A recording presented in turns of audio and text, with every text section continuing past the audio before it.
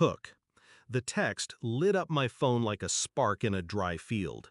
Your sister needs a perfect wedding. We're using your college money. I stared at the words.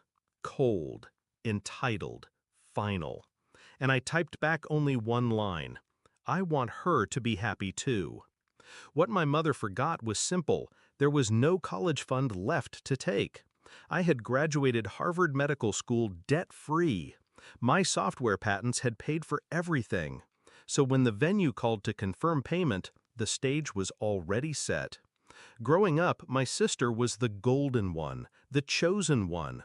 Every scraped knee, every school recital, every whim, Mom bent the world around her. And me?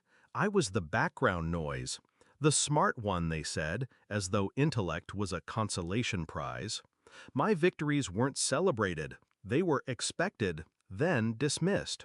When I got into Harvard, my mother didn't even clap. Don't get cocky, she said. That fund isn't bottomless. But I made sure it was. My code, lines written in a dark dorm room between anatomy exams, caught fire in Silicon Valley. A patent here, another there, quiet checks that grew into freedom. I never told them. They didn't deserve to know. The betrayal wasn't in the text itself. It was in the assumption, the certainty that what was mine was always theirs, that my years of sacrifice could be siphoned off for centerpieces and champagne toasts. I scrolled through their group chat later, hidden from their eyes. Plans stacked up, floral arches, a string quartet, lobster towers. My mother bragging, the fund will cover it, no need to worry. They didn't even ask. They didn't think they needed to. That was when the cold clarity settled in. They thought I was still a child clutching at their approval. They had no idea who I had become. I didn't rage. Rage leaves fingerprints. I planned. I called the venue myself. Calm, professional, like the surgeon I'd trained to be. Yes, I'm the one associated with the family's account, I said. I'd like to make some adjustments. The manager hesitated. I could hear the clicking of her keyboard. Of course, what adjustments? Payment structure, I replied.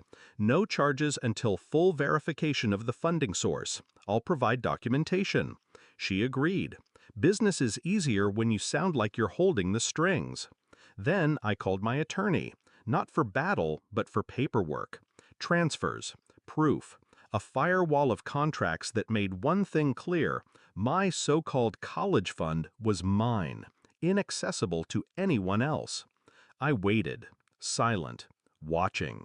2 weeks before the wedding, my sister called, chirping in my ear. "The venue's perfect. It'll be the most beautiful day of my life." I murmured agreement, let her spin her fantasies. I almost pitied her. Almost. Then the cracks began.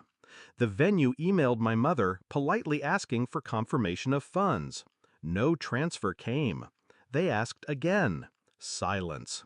3 days before the wedding, the manager called me directly.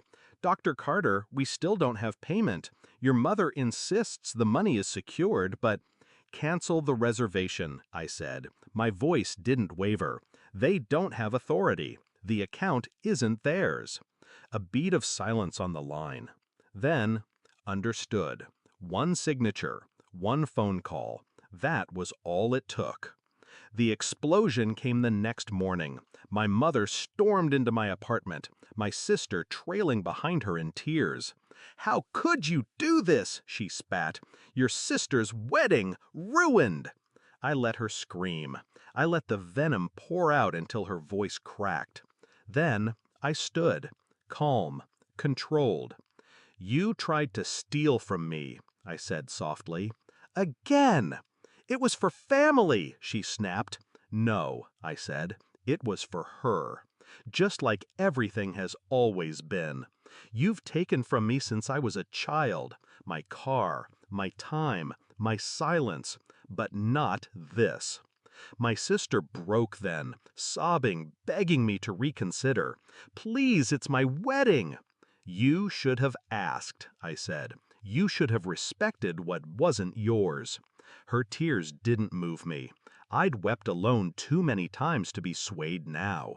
They scrambled. They found a dingy hall across town, decorated with plastic tablecloths and dollar store candles. The photos looked lifeless.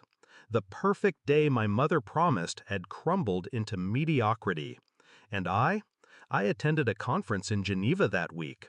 My name on the program, my patents projected on a screen, applause ringing louder than any wedding bells.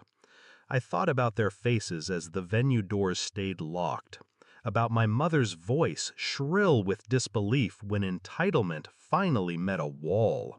It wasn't rage I felt then, not even triumph.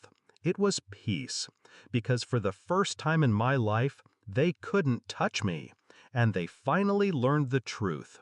The boy they dismissed had grown into a man they couldn't control.